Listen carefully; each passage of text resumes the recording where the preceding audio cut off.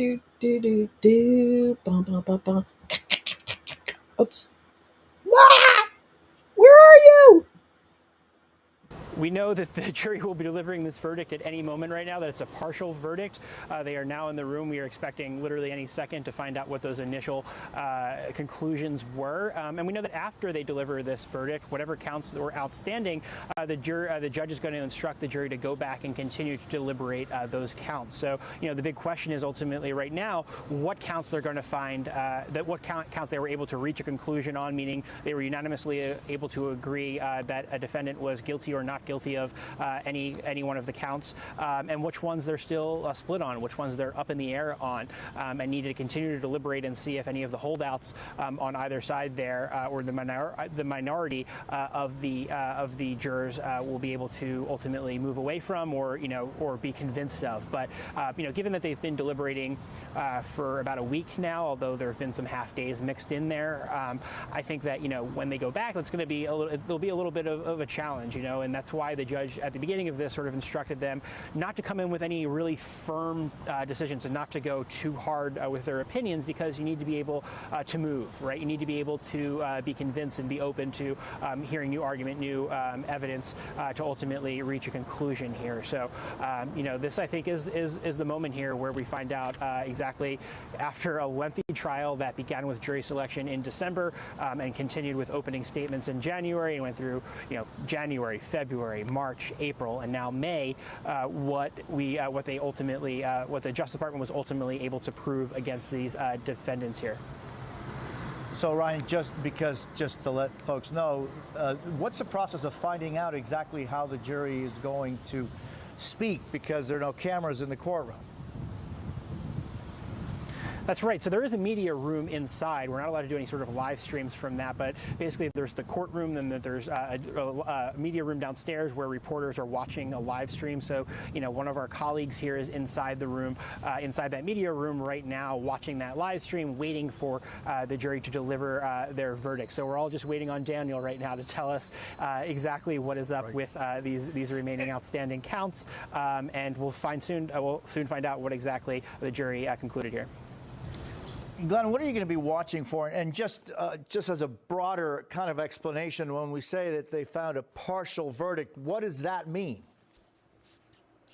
Jose, partial verdicts can mean a couple of different things. It can mean that they've resolved all of the criminal charges against one defendant, but not against another.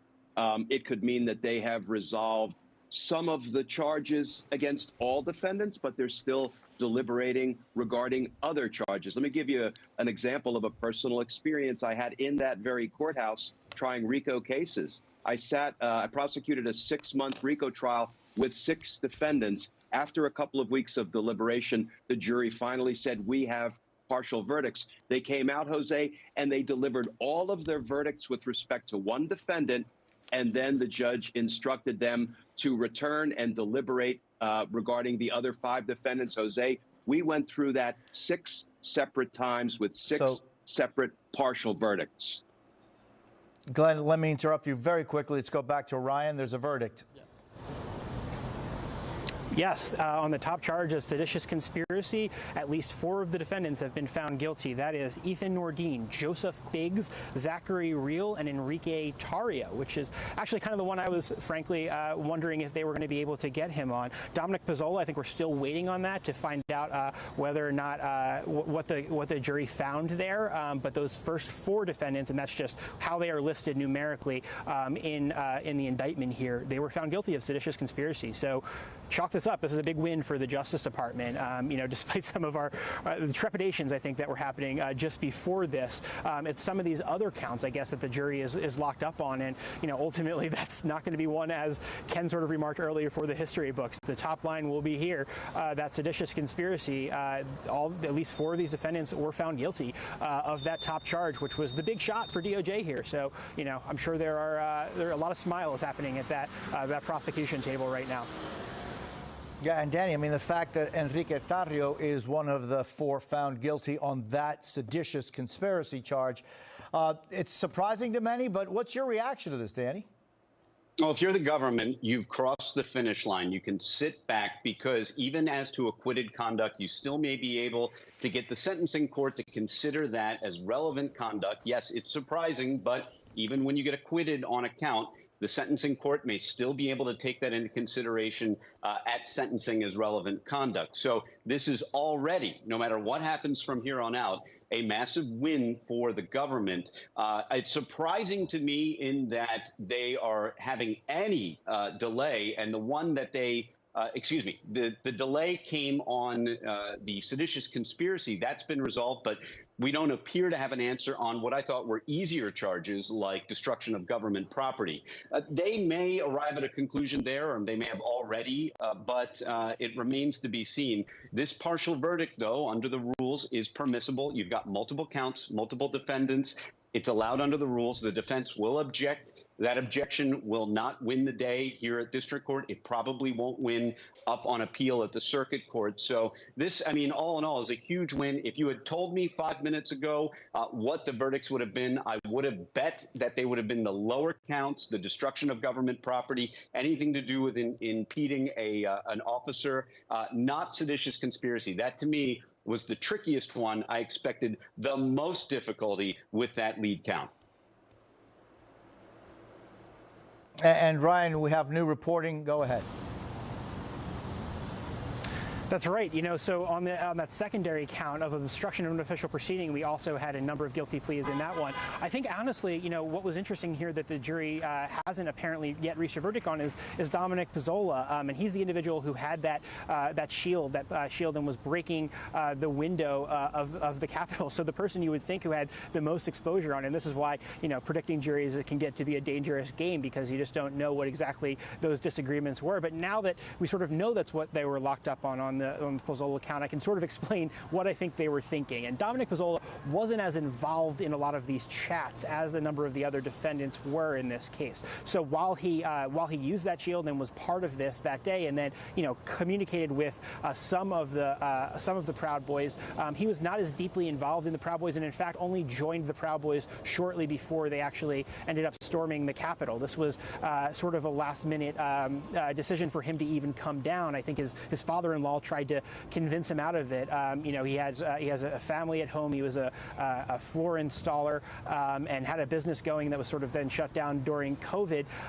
And his family really didn't want him to go down. Ultimately, he did make the decision to go down and was, in fact, one of the first people to break through that barrier. But it really can just show you how, you know, when thinking about how juries are looking through this, sometimes, you know, reading the tea leaves can be very, very difficult. But now that we know that the Pizzola count is the one that apparently there's a little bit of disagreement on, there is some logic to that you can follow from the jury here. But they had no trouble with these broader counts reaching on that charge of seditious conspiracy against Enrique Tarrio, which, you know, for my money, I thought was the one that they were going to be having a little bit of trouble with here. And, you know, I guess I was wrong on that one.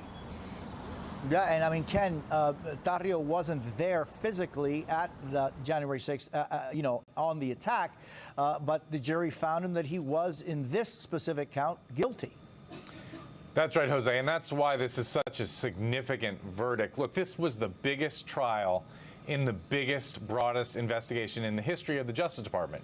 This was the most important trial because no one bears more of a share of responsibility of the violence that day, according to the prosecution theory, than these Proud Boys. And they threw the book at them, and they have won in almost all cases here, getting this charge of seditious conspiracy conviction, even in the case of the leader who was not there that day. That is a very, very significant message. These defendants are facing lengthy prison terms, and stepping back, it's part of a broader message that the Justice Department has sent to the perpetrators of this assault on the Capitol, that they will be held accountable, no matter how long it takes. This was a 5-month complicated trial, cost a lot of money, a lot of man and woman power went into this, and now the Justice Department has achieved most of what they wanted to achieve here, and they're still going.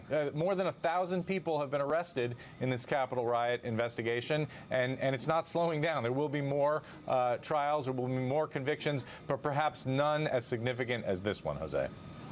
So Glenn, back to our conversation that we were having shortly before the updates on partial verdicts and what that means? And also, what are these 4 individuals that were found guilty of seditious conspiracy? What are they facing?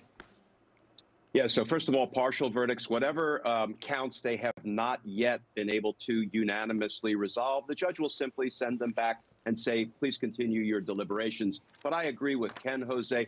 This was the granddaddy of all insurrection trials thus far, and they were just convicted on the lead count, seditious conspiracy, which carries 20 years in prison. All of the other counts, I believe I heard they were also convicted of conspiracy to obstruct an official proceeding. That's a 5-year count. All of the other counts in this 10-count indictment carry less of a maximum penalty than the lead count, 20 years for seditious conspiracy. And I was in the courtroom watching the closing arguments, and I heard some of the defense attorneys expressly blame Donald Trump for what the Proud Boys did on January 6th. Infamously, we've all heard on an endless loop, he told them to stand back and stand by. And then with his inflammatory rhetoric on January 6th, he deployed them. This certainly doesn't bode well for the Proud Boys. I contend it doesn't bode well moving forward for Donald Trump. But, you know, this is a victory not just for the prosecutors who handled this case, not just for the Department of Justice, but for the American people and for our democracy. Yeah, I mean, the attorney for Tarrio, the head of the Proud Boys, said the federal prosecutors were trying to make him a scapegoat for Donald Trump and for those in power. Very clearly, Donald Trump has been front and center of certainly a lot of the defense allegations in this case. So, Danny, what are we expecting to see going forward on this? Because there is those partial verdict. What are the instructions and what do they have to do going forward? Partial verdict, they can go back and they will go back and deliberate. They may return more partial verdicts as time goes on. That could just be the way they've decided to organize it. Maybe they've sat down and said, look, let's deal with the toughest thing first. I don't know why they would do that, but who knows why jurors do the things that they do. And most of the time, we never find out unless we ourselves sit on a jury and enter that room. That room is a holy chamber that few go into, and we may never know what they talked about in there. But for whatever reason, they've decided to take on what I think is the most challenging count first. Challenging in that seditious conspiracy. Conspiracy law itself can be complicated.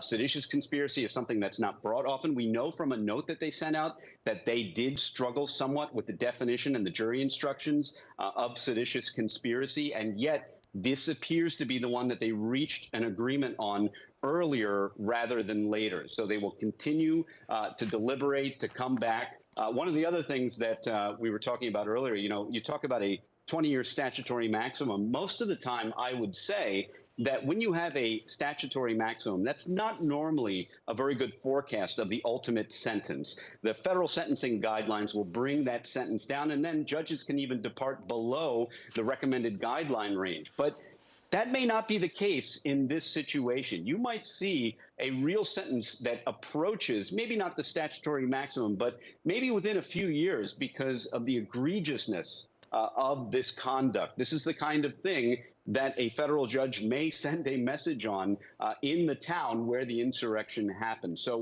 whereas in most cases, I might tell you, look, the statutory max is the only knowable number when someone is convicted. The real sentence ends up being a lot less. I'm not so sure I can say that in this case. We may see some sentences that are in the stratosphere in excess of 20 years if they decide to consecutive run these sentences end to end. So this is a very serious situation for these defendants. They're going to need to make a lot of post-trial motions and make a lot of arguments on appeal. And Ryan, what are we hearing right now from outside the courthouse? That's right. So let's just clear the decks here and know we now have the full partial verdict in. So we can now say that all five defendants were found guilty of obstruction of an official proceeding and aiding and abetting, conspiracy to prevent an officer from discharging any duties, obstruction of law enforcement during civil disorder and aiding and abetting, as well as destruction of government property. The 4 of the defendants were found guilty of those top charges: seditious conspiracy and conspiracy to obstruct an official proceeding. Dominic Pizzola Pizzola, who we've been speaking about here, is the only one who had that outstanding charge of that top one. And he is the guy who's the most, famous in terms of the violence that was committed that day of these defendants, because he's the one who had that police shield smashing in that window during that first breach. And he took the stand in his own defense. And one of the defenses that I don't know if the jury found incredibly credible here, given that they did find him guilty of these other counts. Well, he conceded that he was guilty of some of these counts. He was talking about how he could only, because of experience in the military, he was only capable of moving forward. He didn't know how to back up. Essentially, when he grabbed this police shield, his only response to being shot at by what he can consider to be excessive force by officers who were defending the Capitol that day was to move forward and to protect himself and keep himself safe was sort of the story that he was telling on the stand there. But he did try to fall on his sword here for a lot of these other defendants. But we saw some text messages afterwards, in fact, discussing between some of the defendants what Dominic Pizzola had done that day, and showing that video and say, someone said, "Recognize anyone here?" And the response to that was, "I don't know, it looks like George Washington to me." So there was a lot of celebration, especially from Enrique Tarrio, about the attack, even in the aftermath, even if there wasn't as much explicit planning from that case. But the jury was able to overcome all of that, and the takeaway here is all 5 of these defendants have been found guilty of very serious charges, and 4 of the defendants have been found guilty of that top charge of seditious conspiracy. The one who is outstanding, the jury will still have to keep deliberating on whether he was a part of this conspiracy or whether he was somewhat acting on his own. Yeah, and Ken, I mean, you were telling us about just how widespread the investigations have been, but this trial has been so important for the DOJ. Yeah, that's right. This was the big one because of the seditious conspiracy charges, Jose, and also because the Proud Boys were perhaps the most organized, the most bent towards violence, according to the prosecution theory, of any of the organized groups that participated in the attack on the Capitol that day. But, viewers may also want to understand how does this investigation juxtapose with the special counsel, Jack Smith, and what he's looking at in terms of January 6th and the effort to overturn the election. There's sort of parallel investigations. This was the physical effort by people to stop Congress from certifying those electoral votes that day by attacking the Capitol. What Jack Smith is investigating is a more subtle but nonetheless equally dangerous effort by Donald Trump and the people around him to do it by word, by written word, by spoken word, to put pressure on Mike Pence, who has testified before the grand jury now, to use his position of authority that day to stop the count. Of course, he famously declined to do that. But that's what Jack Smith is investigating, whether the law was violated when a slate of false electors was put forward, when pressure was put on Mike Pence. But importantly, the link here is that it seems both the prosecution and the defense in this trial agree that the Proud Boys were acting in large part because of Donald Trump's words, because he told them to stand back and stand by, because he gave a speech on the ellipse urging the crowd to go to the Capitol. And so whether that finding figures in Jack Smith's investigation and decisions as to whether to charge Donald Trump or others remains to be seen, but it's an important connection, Jose. And so, Glenn, just taking off what we were discussing with Danny just a little bit ago about what these 5 defendants are facing, and those 4 very serious counts, all 5 found guilty on that, and then 4 out of the 5 with seditious conspiracy. What, Glenn, do you see them facing, and what steps are they going to, their legal team, I guess, going to be taking going forward? So, Jose, I was furiously writing down the maximum penalties for each offense of conviction as I heard Ryan rattling them off. Now, this lawyer doing math is never a good thing, but here's what I came up with. For all 5, it looks like they are convicted of offenses that would carry a maximum penalty of 30 years in aggregate. And I know it sounds like there are 2 charges that the jury will continue to deliberate on. So all 5 are facing at least 30. But if you add the seditious conspiracy to 4 of the 5 defendants, everybody but Pizzola, they're actually facing 50 years. So my calculations, Tarrio, Reel, Biggs, and Nordine are facing a statutory maximum of 50 years in prison. And at this moment, Pizzola is facing a maximum of 30. But let me hasten to add, I agree with my friend Danny that ordinarily those maximums are not the kind of sentences that are imposed. They're usually significantly less. I also agree with Danny, though, that all bets are off when it comes to conviction of seditious conspiracy, trying to violently overthrow our government.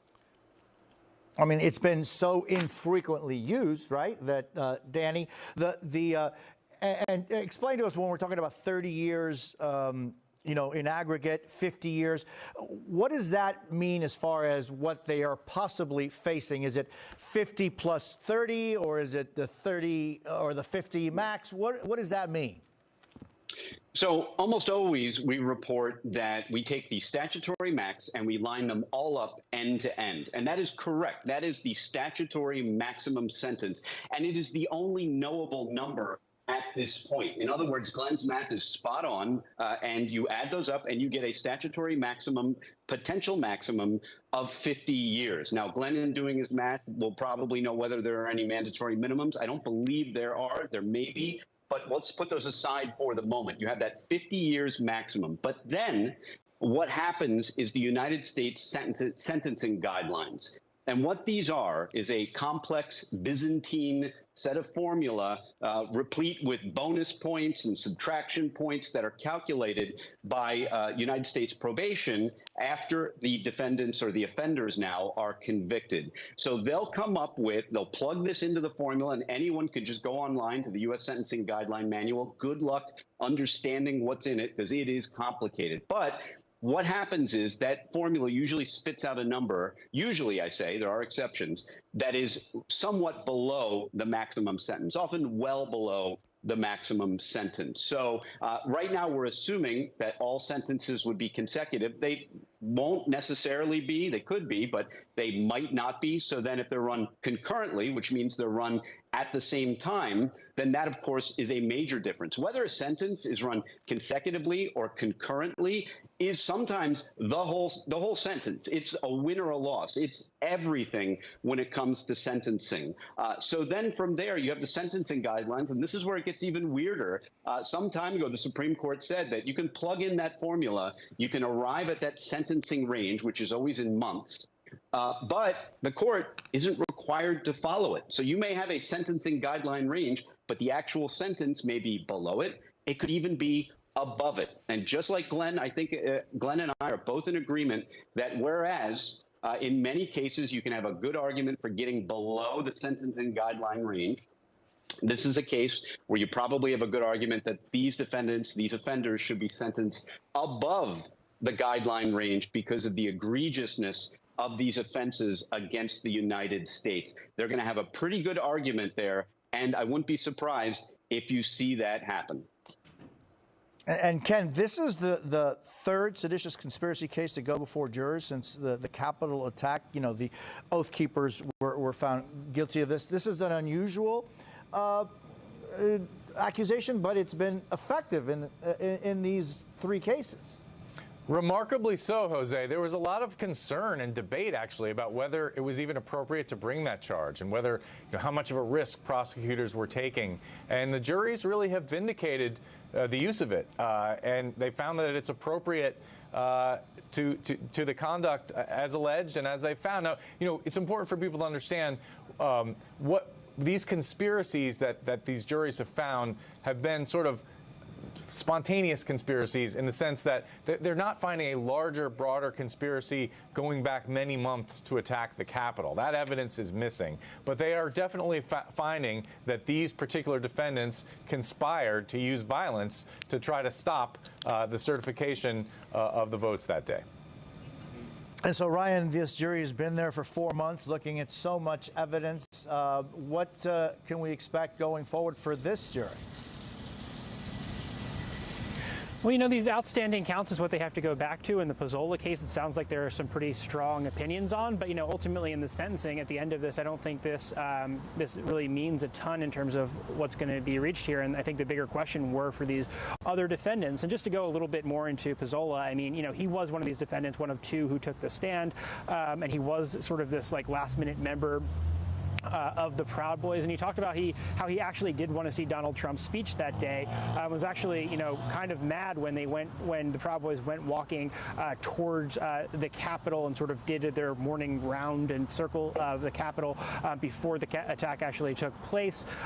What he said is that he actually headed back to Trump's speech, and then ultimately found himself. He came back towards the Capitol. There's these food trucks that had a lot of discussion before this breach took place, because this was, I guess, around lunchtime. So you had a number of defendants who went to these food trucks that were near the Capitol, and then they were at Peace Circle, and then that initial breach of those first police lines took place with the Proud Boys sort of right up front. And I think another thing that this shows is that jurors kind of just completely dismissed the testimony from Zach Reel, who went up and sort of had a little bit of a story that he told on the stand about trying to explain away a lot of this violent rhetoric, and he's the head of the Proud Boys chapter in Philadelphia, and that was one of these just incredible, you can't make it up sort of situations where over a long weekend, when he had taken the stand, but before he'd been cross-examined by the government, online sleuths surfaced video that DOJ and the FBI had not seen that showed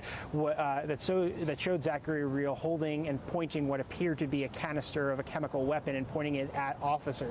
And that was sort of in this unaccounted for period of time where it wasn't clear where Zach Reel was on the west side of the Capitol. And in a matter of hours, online sleuths were able to solve that problem and provide that information to the government.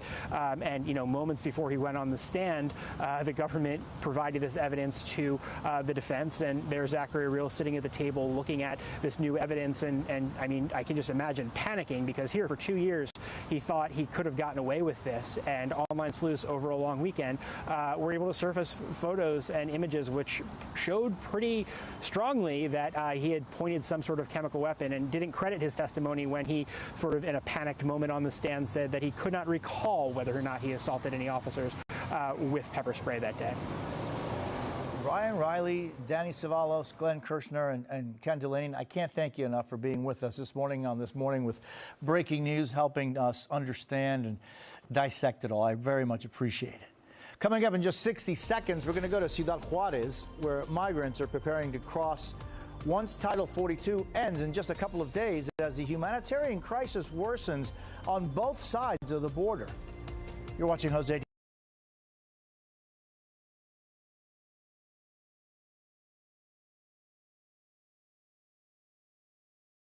Hold on just a minute. That's right. OSINT shout out. OSINT can be good. Well, that's a great way to start your Thursday. Woohoo! Little bit of justice with your coffee and your weed.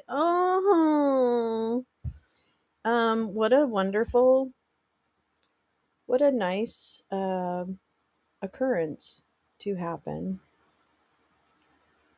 It's interesting to me that they did come back with those verdicts first, but that's great. That's fantastic. 47. Well, I'm gonna go get my lashes done. I feel great. What a great day. And there's new music coming soon. New music is coming soon. What could be better about a Thursday? I mean, not necessarily the music won't come today, but I mean, it's a great Thursday. Let's agree. The dominoes are gonna start to fall. I feel good. Do do do do do do do. I don't know that song. You knew that I would. I feel good. I knew that I would. I feel good, feel good. Ooh. There you go. There's my rendition of I feel good. Knew that I would. I feel good. I knew that I would. So good, so good. I need you. Oh, oh, oh, oh. All right, my loves. Thank you for doing this quickie.